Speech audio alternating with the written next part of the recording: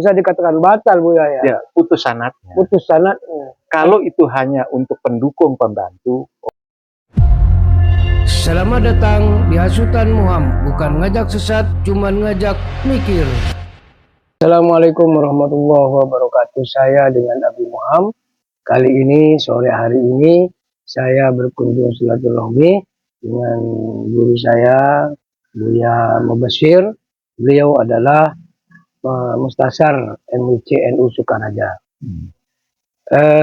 Bagaimana kabarnya Buya? Alhamdulillah baik. Assalamualaikum. Alhamdulillah. Dalam rangka selain silaturahmi, pada sore hari ini saya akan membahas tentang sebuah topik yang cukup menarik dan mendalam menurut saya, yaitu tantangan kitab kuning di era digital. Kenapa ini perlu dibahas? Karena dengan derasnya informasi lewat medsos ini, sampai-sampai orang ini lebih banyak dia membuka medsos dibandingkan membuka kitab. Nah, ini menurut saya jangan sampai terkikis oleh derasnya media. Nah, mungkin pertanyaan saya di pesantren khususnya, karena memang kitab kuning ini biasa digunakan di pesantren. Di pesantren itu sampai saat ini apakah masih penting kitab kuning, atau sudah ada pesantren yang sudah nggak pakai kitab kuning sama sekali, Bu ya? Iya. Bismillahirrahmanirrahim. Soal kitab kuning insya Allah tidak akan tergerus selama masih ada pesantren yang basicnya itu NU. Yang basicnya NU, insya Allah kitab kuning tidak akan tergerus. Memang betul ada beberapa pesantren yang tidak menggunakan kitab kuning di dalam pembelajarannya di pesantren-pesantren. Terutama pesantren-pesantren yang sifatnya itu salafi, bukan salafiyah, tapi salafi. Jadi ada pesantren salafiyah, yaitu pesantren tradisional yang orang Jawa Barat bilang bentuknya kobong-kobong itu. Kalau di Jawa bentuknya kotaan-kotaan, itu sama aja kobong atau kotaan. Nah, itu masih menggunakan tentu kitab kuning merupakan maroje atau rujukan yang masih saat ini dianggap paling valid dan perlu dipelajari di dalam pesantren-pesantren tersebut. Untuk pesantren yang salafi, ya, memang dia tidak mementingkan kitab kuning. Dia lebih cenderung ke rasa disiplin sama pembelajaran yang sifatnya itu mereka anggap praktis dalam tanda petik, ya, dianggap praktis dalam tanda petik dan menurut versi akidah mereka. Ajaran mereka, mazhab mereka lah. Tapi di pesantren yang salafiyah, yang tradisional, bahkan di pesantren yang al-usriyah sekalipun, yang modern, yang kekinian, kitab kuning tetap masih menjadi rujukan, cuman adanya nanti di kelas berapa. Ya.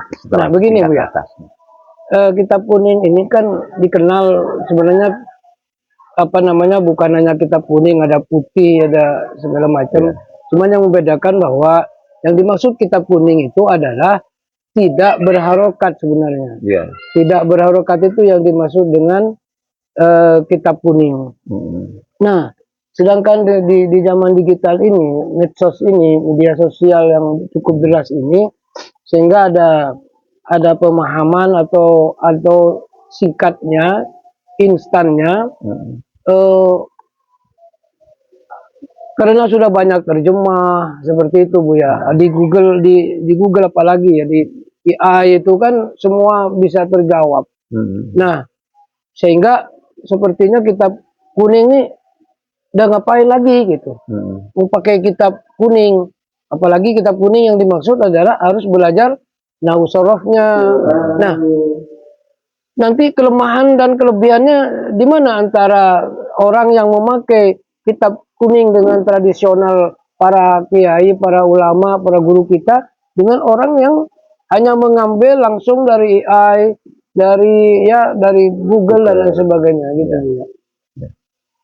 Pertama, kitab kuning itu dinamakan kitab kuning karena zaman dulunya itu kitab-kitabnya dicetak di atas kertas yang saat itu kertasnya warna kuning. Warna kuning. Nah, kalau sekarang ada juga yang masih kitab-kitab aslinya juga kitab kuning tapi dicetak dengan kertas yang putih yang HVS. Iya. Dan masih tidak berkarokat. Kalau di media sosial pun ya, dalam bentuk yang di-share, dalam bentuk PDF, bahkan diperjualbelikan dan sebagainya, itu masih ada dan ada, itu tidak bisa dipungkiri gitu. Termasuk juga ketika ada dalam bentuk yang sudah diharokatin dan diterjemahkan.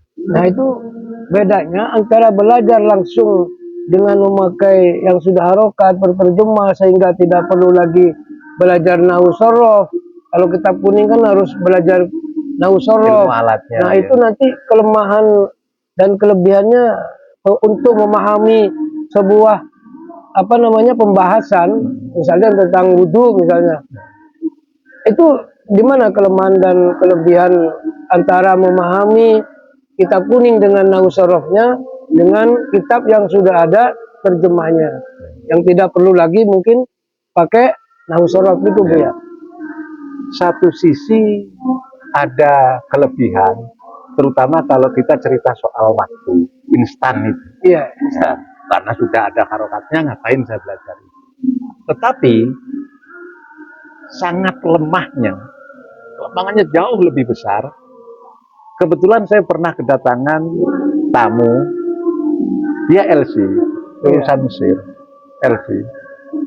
Tapi dia mengaku bahwa dia kesulitan membaca kitab kuning. Iya. Dia kesulitan baca kitab kuning, bahkan apalagi yang untuk syair dan sebagainya yang membukan pemahaman yang lebih dibanding yang naskah yang biasa gitu, yang dalam itu masih kesulitan. Nah, ini akibat dari tidak belajar kitab kuning dari dasarnya, artinya belajar dari ilmu alatnya. Nahwu sorof, terus balaghah, mantek, batik, bayan dan seterusnya itu. Karena mungkin ketika belajar di nahwu sorofnya mungkin ada bukan hanya tekstual pemahamannya tapi ada kontekstual. Iya. Mungkin itu untuk memahami tentang masalah nahwu sorof. Iya. Mungkin seperti penafsiran itu kan ada tekstual, ada kontekstual. Ya. Maka perlu juga berarti Bu ya untuk sebagai dasar memahami sebuah pembahasan itu dengan tetap harus dengan nahwu sorof. Iya. Tetap. Kenapa? Karena bagaimanapun juga perbedaan harokat itu akan bisa merubah maknanya. Makna yang dimaksud gitu. Pasti akan berubah. Dan itu tidak bisa dipelajari kecuali dengan ilmu-ilmu yang untuk bisa membaca kitab itu, yaitu ilmu alat itu. Tapi sekarang Bu ya banyak orang yang itu tadi tinggal mengambil di AI, di Google, baik mungkin kalau hukum-hukum sosial nggak begitu dampaknya, nggak begitu moral dan jadi beban moral. Tapi ketika hukum itu kan harus bertanggung jawab terhadap apa yang disampaikan. Ya. Nah, sementara yang menyampaikan ini kurang paham tentang tadi. Ini sekarang kan banyak Bu ya. Orang yang tidak paham dengan nahwu sorofnya tapi sekedar ngambil dari Google, dari AI lalu disampaikan.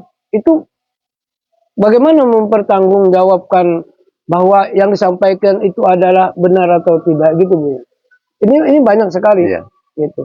Bagaimanapun juga agama itu perlu sanad. Iya, betul. Perlu sanad. Sanad itu apa Bu ya?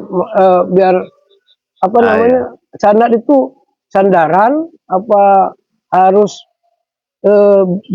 berguru apa-apa Sanad gitu, itu Bu. ya. Sanad itu merupakan mata rantai daripada pengambilan ilmu itu. Iya, iya, iya. Saya belajar dari guru saya, guru Mhm. saya belajar dari gurunya lagi, gurunya belajar dari gurunya lagi, Iya. terus sampai ke atas, sampai ke generasi tabiin terus sampai ke generasi Berarti sahabat. bisa dikatakan ketika tidak ada sanad, hanya belajar di Google, di YouTube, bisa dikatakan batal, Bu ya. Ya, putus sanadnya. Putus sanadnya. Kalau itu hanya untuk pendukung pembantu, oke. Iya.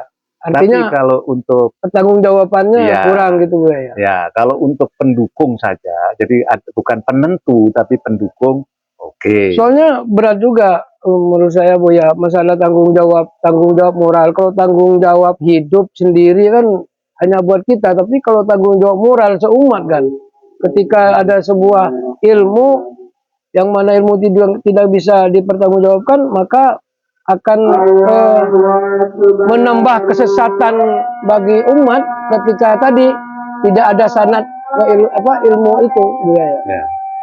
Di Google kadang-kadang itu penafsirannya itu mono tafsir. Iya, iya, iya. Seringnya begitu. Di mana dia buka itu seringnya tergantung dari sumbernya. Jadi tidak mestinya bisa ada yang multi tafsir, tapi tergantung dari dia sumber yang dia ambil, kadang-kadang cuma mono tafsir. Akhirnya timbullah kalau tidak seperti ini salah. Siap. Nah itu bahayanya, termasuk salah satu bahayanya. Kelebihannya yaitu instan. Nah, yang terakhir mungkin Bu ya, apa nih supaya kitab kuning ini terus menjadi pedoman, menjadi dasar buat generasi kita, agar tadi sanad keilmuan itu bisa dipertahankan, kemudian generasi-generasi kita ini supaya lebih mencintai membuka kitab dibandingkan membuka Google. Kira-kira apa tip-tip untuk generasi kita bisa seperti itu? Yang pertama tentu mau tidak mau harus kita menggerakkan kesadaran daripada orang-orang tua ya, untuk menitipkan anaknya ketika di dalam pendidikan itu melihat pesantrennya dulu. Pertama pesantrennya itu pesantren yang gurunya itu sanadnya jelas, sanad keilmuannya itu jelas. Dan alhamdulillah kebanyakan pesantren-pesantren atau ma'had yang keilmuannya jelas itu biasanya ma'had-ma'had yang dibawa naungan NU itu kebanyakan. Kalau sekedar ma'had, makanya terus dulu itu sempat ada namanya ma'had tahfidz. Nah, kalau terus akhirnya ketika ma'had tahfidz bicara soal ma'had pondok pesantren itu tidak bisa lepas dari kitab kuning. Ya. Karena banyaknya yang suara, akhirnya yang tadinya itu ma'had tahfidz diganti rumah tahfidz. Ya. Supaya tidak dituntut untuk baca kitab kuning itu. Ya ikutin yang ma'had. Tapi ma'had pun harus dilihat juga. Ma'had pun tidak harus dilihat. Harus dilihat apakah ini ma'had yang salafi atau salafiyah. Atau al-usriyah, tapi usriyah yang sanadnya juga jelas. Iya. Ada beberapa pesantren ma'had ini yang salafiyah, dia juga punya sekolahan yang formal, madrasah formal. Kitab kuningnya dimasukkan di dalam kurikulumnya tersendiri, dia punya sendiri. Ada juga yang tetap pagi sekolah, sorenya tetap buka kitab kuning, ada juga. Itu cuma soal metode, itu masih nggak masalah. Baik, jadi artinya belajar kitab kuning penting karena merupakan marojik yang secara kurun waktu dia lebih dekat tahunnya dibanding media sosial AI itu hanya pendukung saja. Iya. Tanpa belajar aslinya, tanpa belajar lewat sumber aslinya, apalagi dengan ilmu alatnya. Mungkin kalau kita belajar Al-Quran itu tanpa ilmu tajwidnya, maka baca Al-Qurannya cenderung lebih banyak salah. Insya Allah seperti Jadi itu. Untuk memahami sesuatu ilmu, baik fikih dan lain sebagainya, perlu yang namanya tadi ilmu halal atau kitab kuning tadi. Iya. Baik. Ya. Oh ya, pesan ya pesan silakan pesan-pesannya Bu ya. La ilaha illallah. Tarazan.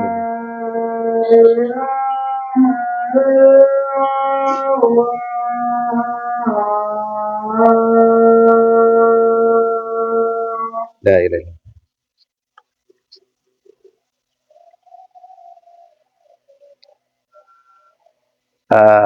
Saya teringat dari pesan guru saya, salah satu dari guru saya, Kiai Haji Mas Duki Mahfud, pernah mengatakan kepada saya pribadi, bahkan juga sering beliau utarakan ketika lagi ngaji bareng-bareng sama yang lain.